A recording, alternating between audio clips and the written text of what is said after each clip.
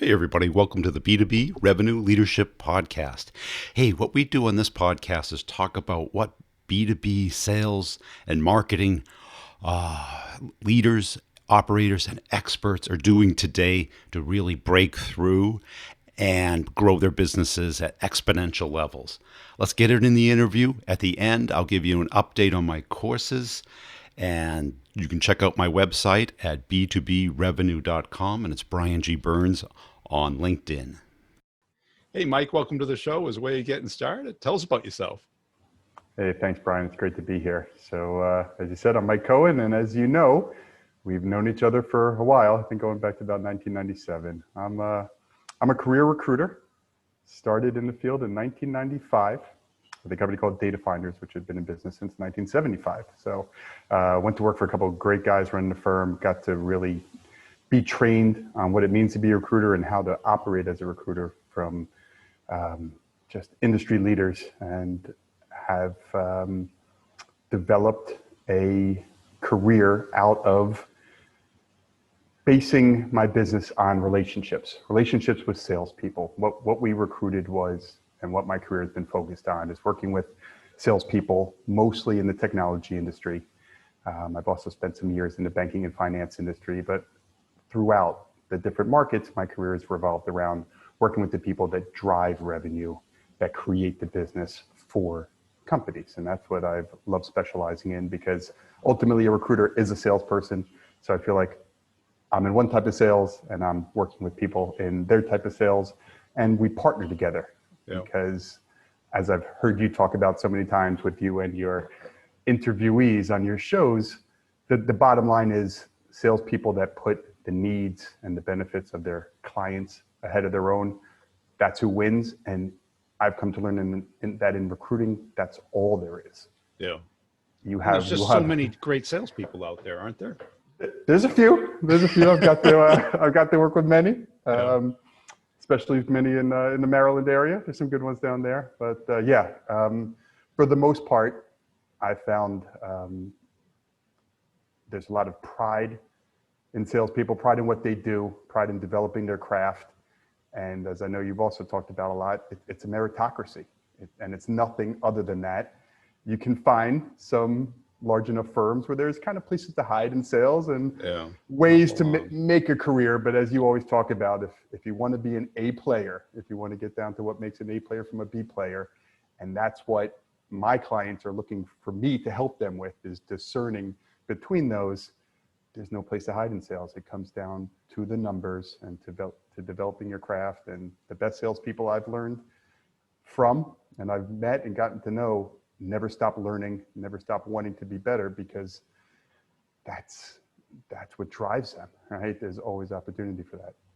Now, what do you see hiring managers doing wrong? Because I'm sure once they get a rec, or somebody leaves, or they're growing, or they get their plan, they start, they call their friends, their people they know, and that lasts for about a day and a half. Yeah. And then they make the mistake, I think, of just going to HR. That's a big topic, a big question. I'll try to hit the highlights. There's a lot more options to how they're going to handle and manage that hiring situation and solution than there used to be when I started in 1995. Technology has brought about a lot of those, right? An effort by some companies to see recruiting as an opportunity to save some costs has driven some of those, where, like you mentioned, HR, internal recruiters, which I've now been, by the way, as well as being the external recruiter. There's a lot of different options. That personal network, whether it's the hiring manager, him or herself, and or their team, right? Them distributing the word to their team that, hey, this is what we're looking for. That is an incredibly positive and powerful source for great candidates. There's no doubt about it. There's no doubt that I view it as a recruiter as that's my toughest competition, right? Because they not only know the technology, they not only know the product, they know the culture, they know the environment, they're living it, right? So, and there's a ton of trust, right? We always talk about trust. If the manager knows that salesperson already and has seen them perform for them directly or for somebody, one of their peers, there's a ton of trust inherently as that first interview gets started. that candidate is already here on the trust level versus somebody that I send them, refer them to for the first time. But that network is only so large, right? Between the manager and their entire salespeople, there's only so many of them. Then you have HR, and then you have the internet, right? LinkedIn and Indeed and beyond. So you go from the smallest possible network to the largest, where I've seen managers just kill themselves spending so much time trying to find that one or two great candidates from the 1,000 that they have to go to. Like, who has time for that? Well, I mean, even I've been the hiring manager when you get the barrage of stuff that comes through and you're like, oh, landscaper. Or like, oh, retail experience. You know, it's like not even in the ballpark. Something's wrong with the filter that resume got to your desk. Right. And that's time. That's time out of your day every time. Even if you dismiss it quickly, you do that 100 times, there's 30 minutes gone. You never get it back. And we're only talking about the beginning of the process, screening to get to interview. Then you want to talk about all the mistakes they make during interviewing. One being only interviewing and qualifying the candidate and then forgetting to represent their own opportunity well and get the candidate interested, make sure that they're leaving the first interview more interested than they came. So now they call me with feedback and they love them, and the candidate doesn't want to come in for a second interview. So let's. Well, that's it, because it is a weird matchmaking role. Because A players have options, even in the worst of economies. Absolutely. And one option is going to be to stay where they are, because 99% of the time they're employed, and myself, a recruiter, or a friend said, take the interview, go hear the story. Right. And they're not coming back to hear more of the story if they don't leave it. They're in a good seat now, as you said. So I've come to realize exactly what you said, Brian. As much as there's a lot of similarities in being a recruiter and other types of sales, there's one major difference. And that is, these are people on both ends of the deal, on both ends of the process. And if they don't both come together and both decide it's a good match, it's not going to happen. Yeah. Right. And as a recruiter, therefore, to some extent, I have to help the process. I've become an expert on hearing the concerns on both sides and discerning between what should stop the process. Let's face it, not every interview leads to a hire for good reason, right? It has to be a match or it's not. If it's not a good one, let's call it what it is early on as a process, getting back to time efficiency for both parties. A, players don't have to waste their time on additional interviews. They can get back to their next set of sales, building that pipeline, right? Closing something. And managers are extremely busy managing an entire team of sales reps trying to do that. So they have better things to do. So I need to help them, both sides, figure out, is this a process that is not a match? Let's call it what it is. But there's so many times when I've heard concerns, when I've heard objections from either the manager or the sales rep that, hey, let's talk about this. This sounds emotional. Maybe it's an emotional reaction to something that got said during an interview. Are you sure you're ready to say that this isn't a great opportunity for you, Mr. Salesperson, or this isn't the right candidate for you, Mr. Manager? Because I'm not sure. Based on that concern, I'm not sure that this candidate couldn't go on to be one of your top ones. So let's talk about that. And understanding that now after 25 years, now doing it for the last 6 years as an internal recruiter, where I was working for that one company and being the point person for a head of an investment bank, a head of an asset manager, a head of a private bank, I came to understand that even more so, what that difference is between being a trusted partner, right? A trusted partner versus somebody who's going to send me some bodies and then just somebody managing two schedules. Yes. Right. You're not just Callan leave for the interview, right? Here's the availability. You pick one. What I always found the value was you can ask the hard questions, the kind of off-color questions to the recruiter that you can't really ask to the candidate. You know, what's really behind this? Why are they even taking the interview? You know, what happened here on the resume? You know, what really drives this person, so that you get the real answer instead of the interview answer. You mean the sales rep that you're interviewing isn't always going to tell you Well, the exact truth about what happened? they come in their best suit with their best haircut, Right. and what I also found was the best interviewers weren't the best salespeople, because the great salespeople don't have experience interviewing. Not nearly as much, right? Right. But the C player who's been out of work for 6 months has been on 5 interviews a week. Yeah, yeah. No, it's a great point, Brian. I would qualify that a bit in that I think some of the A-player sales reps are excellent at interviewing, because you know what they do, push comes to shove, the first thing they do is ask great questions, and they're there wholeheartedly. Their top priority is to find out about you, find out about your company, and find out if they're a match, going back to that very important word, if they're a match for what you're doing. And if they're not, they're going to tell you. You won't have to bother telling them that you don't see it as a fit. They will shake your hand after 30 minutes and walk out. So some are very good, but some aren't. And some B and C players are very good at interviewing because of their practice. And sometimes you can tell. And I think it brings on an excellent point, right? I've told you why I've come to love and developed this passion for recruiting, and why I'd like doing it with salespeople, and I've done other types at this point, is because you're not necessarily going to know from that interview, right? Because they're salespeople. They know how to play the gray areas a bit, right? I know you've talked a lot on your shows and in your trainings about the different types of salespeople. And the bottom line is, yeah, the used car salesperson type, for the most part, has been weeded out in this B2B environment, especially for enterprise and complex sales. So yeah, you're probably not going to interview that person, that type, Mr. Manager, but there may be some that are okay and have figured out how to bend the truth a bit, stay within the lines, but bend the truth, and they're not going to be your best hire, right? But they may be able to make themselves look like they'd be someone to take a shot at. And how often does the hiring manager really have the right profile?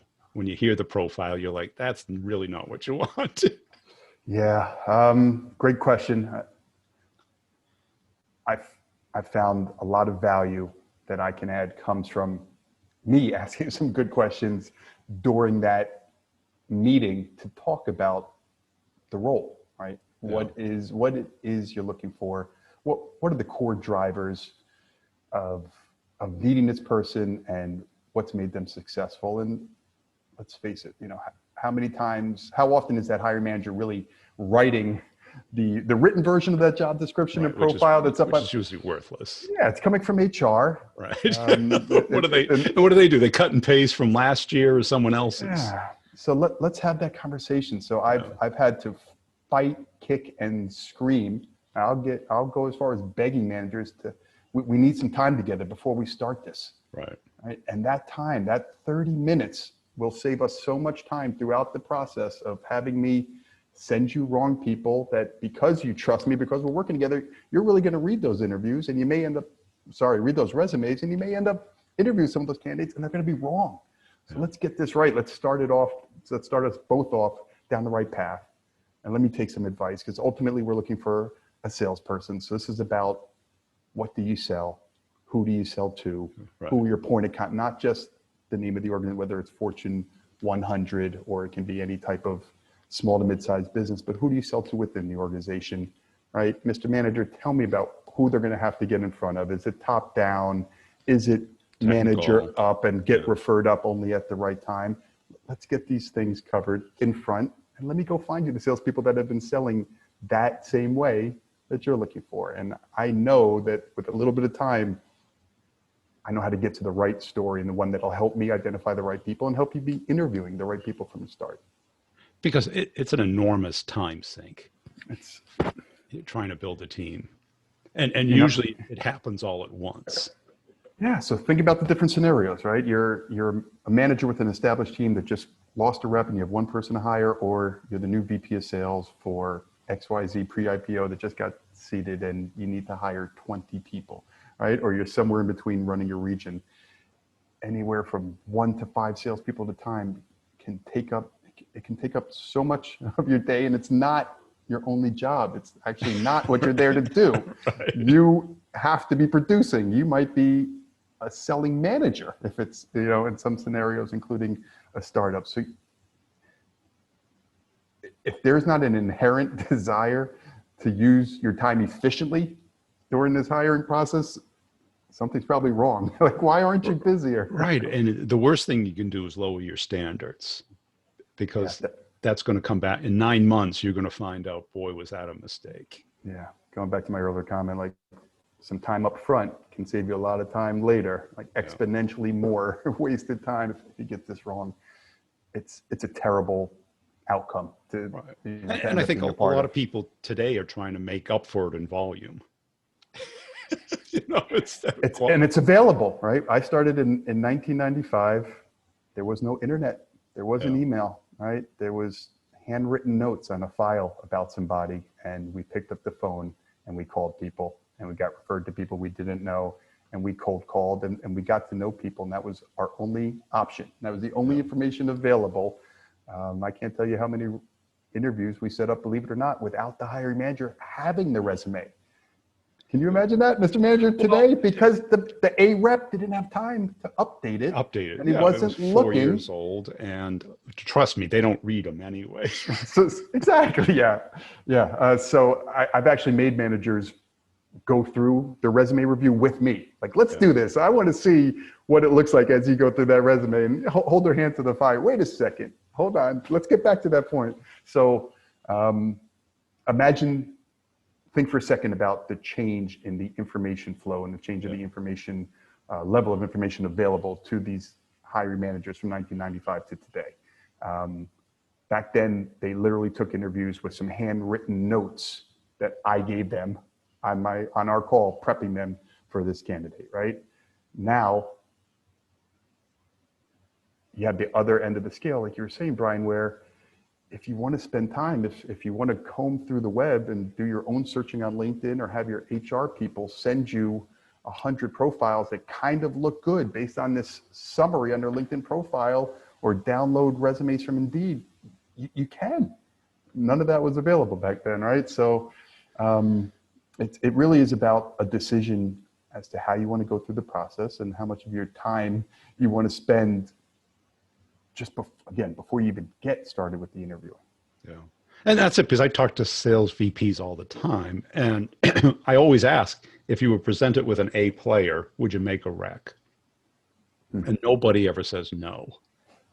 They'll say, it won't be easy. I'll have to jump through some hoops. Right. Great. And that's why I tell reps, become an A player, and you will always have employment and opportunities. Yeah. The conversation really works very well in that direction, where I've talked to top sales reps about what could make sense for you. You're crushing it where you are. You have no need whatsoever to leave. But what type of scenario could improve your career opportunity? Is there a competitor that you're beating them because you're better than their sales rep? But if you could get over there, put the best technology, the best product with the best sales rep in your market, could that be a better situation for you? So presenting a sales manager with a top caliber salesperson when the person has no need to leave, but they're open because they know something about this company, and the manager doesn't have to hire right now, but what could it mean, for their team's performance if you could? And how often do you see it just coming down to chemistry, where the two personalities, even though it might not be a good match? 100% of the time. Really? Yeah. Well, I've had too many sales reps tell me, ultimately the decision comes down to two things, 50% one, 50% the other. So 50% of their decision making is, do I want to work for this person, my direct manager?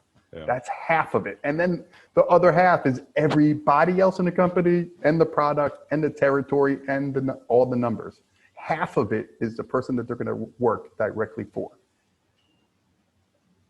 So yeah, I think if everything else is there, another way to look at it, Brian, if everything else is there, and that first interview goes on for 45 minutes and they just don't have a meeting of the minds, and they don't have the same approach to how it gets done, and the sales rep feels like this guy is going to sit on top of me and ask me Right. for reports Reports and and not just micromanage. let me be up. When look at my track record and he's still going to make me waste my time doing this. He's not going. It's not going any further. Nothing else matters. So yeah, if they don't hit it off in the first interview, Yeah. there really is nothing else. And if they do, Yeah, you because know, I think it is the number one thing. Because if you got the mojo with the manager takes care of you, right? If you don't have the mojo, the territory gets cut in half, the quota gets increased, and that's what forces A players to look, it is time and time again. right? Because how do you go from December 31st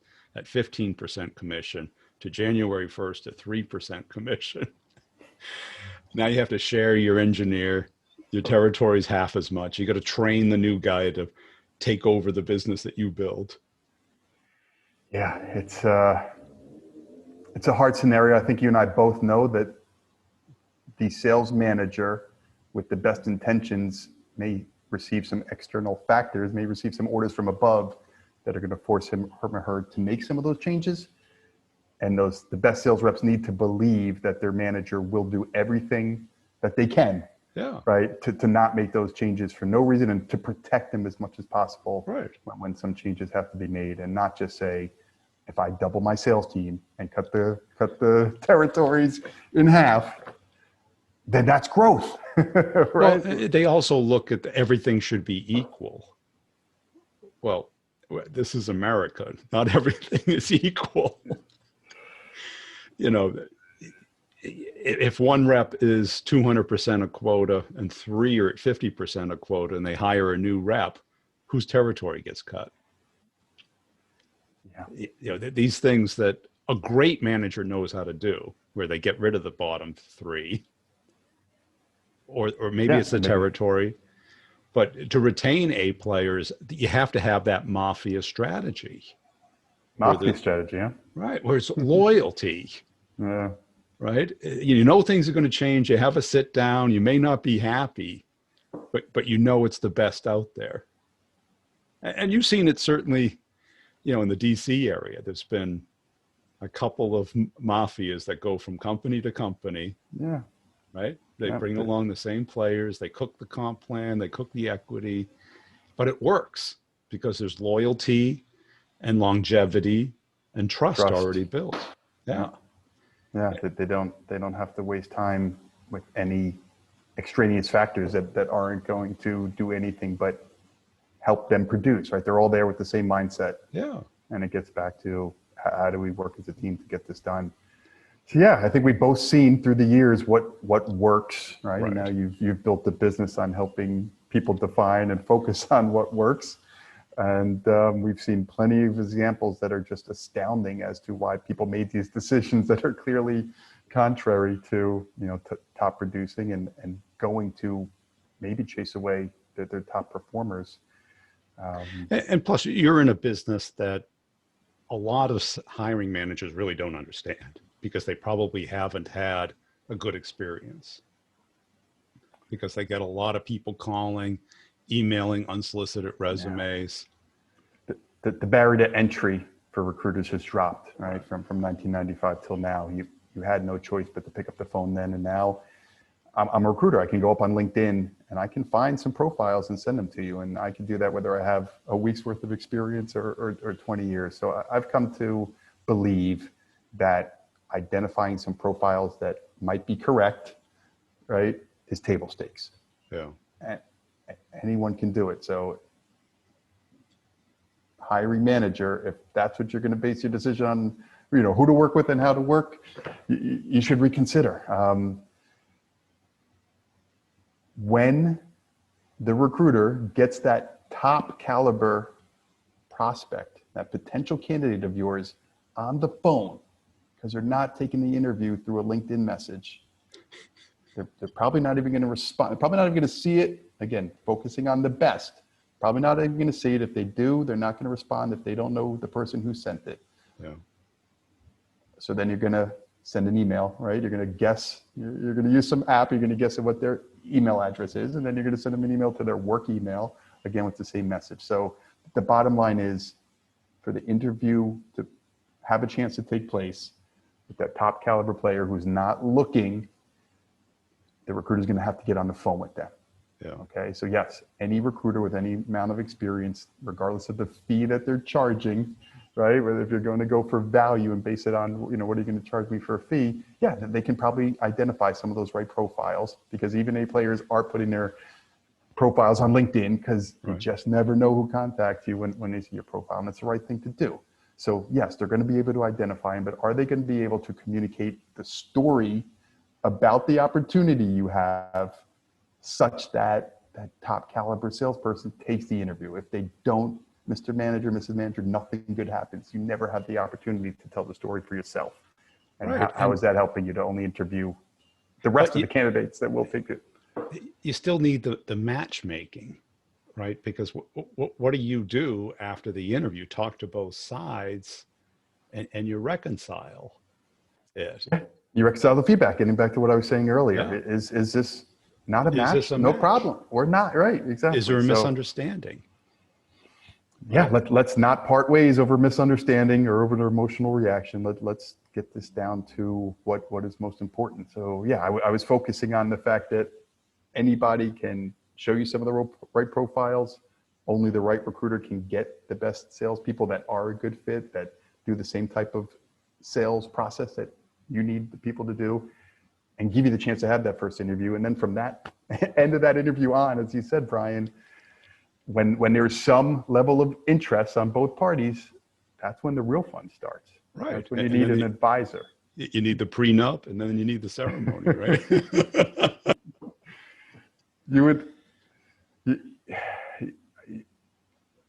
You'd be amazed at all the feedback I've heard through the years and all the reasons I've seen, you know, that things work out as a match or fall apart. It's but well, yeah.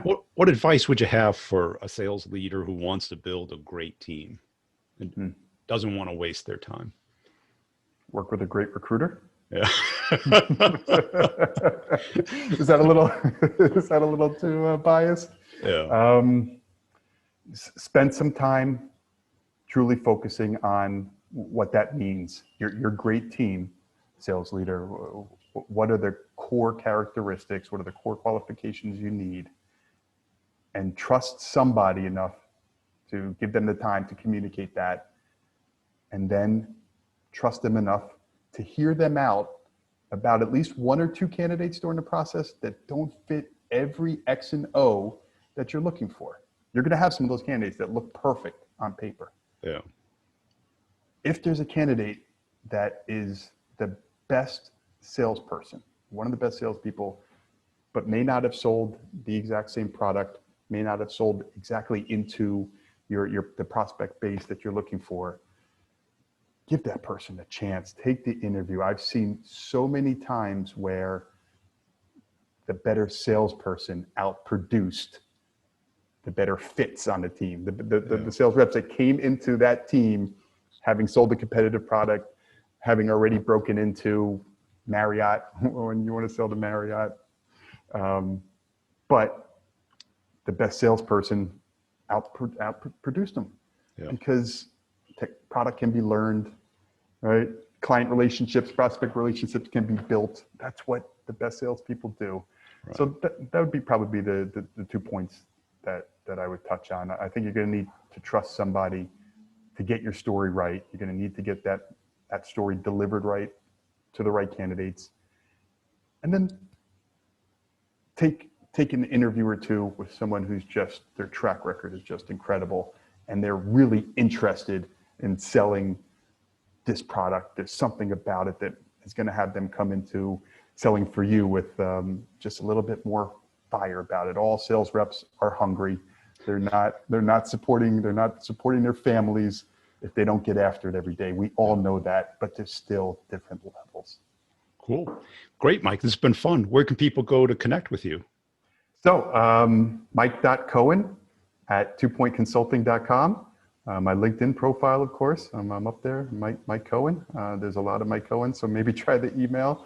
But I think either way you'll find me. I'm certainly on Brian Burns's network within there. So the only place to find me on LinkedIn, clearly, for at least for B2B salespeople, right?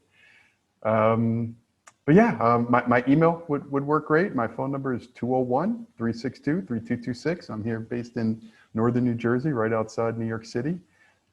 Open to working with great salespeople and, of course, sales leaders that are looking to hire anywhere within the U.S. So please feel free to reach out and let's have that conversation we're talking about. Hey, I hope you enjoyed that interview. Hey, I want to make sure you're checking out b2brevenue.com. That is where you can get a free copy of an ebook that I did. It's a real ebook. It's not a fluff book. It shows and talks about how companies make buying decisions and how you can influence that from both a marketing and a sales standpoint, how to find all the people that are in the decision path and what they need to see, know, and touch and feel before they make a product selection. If your team needs some coaching, some help, some training, some systems, some processes that do work today, because we know what doesn't work, or you know what doesn't work, I'll show you what does work and how to connect and get into pretty much any account. It includes deal coaching and content, community, and I can customize it for your particular company. Just go to b2brevenue.com, look under training, schedule a call with me. We can talk it over, or just sign up. You can pay per month or all at once, whichever makes most sense for your budget. Also, I put out videos pretty much daily on LinkedIn and on YouTube. On LinkedIn, it's Brian G. Burns, and on YouTube, it's Brian Burns Sales. Just search for that if you like to consume some video content. And if you see me on LinkedIn, please put a comment and a share and a like on some of the videos. I really appreciate it. I've got a company page for each podcast. This one, the B2B Revenue Leadership Podcast, where I put both content and humor videos out daily. And tell a friend about the podcast. Really appreciate you listening. Check out the show notes for all the partners and the connections you can make there, the coupon codes for the products to evaluate them, see if they're a right match for you. And we'll see you next time.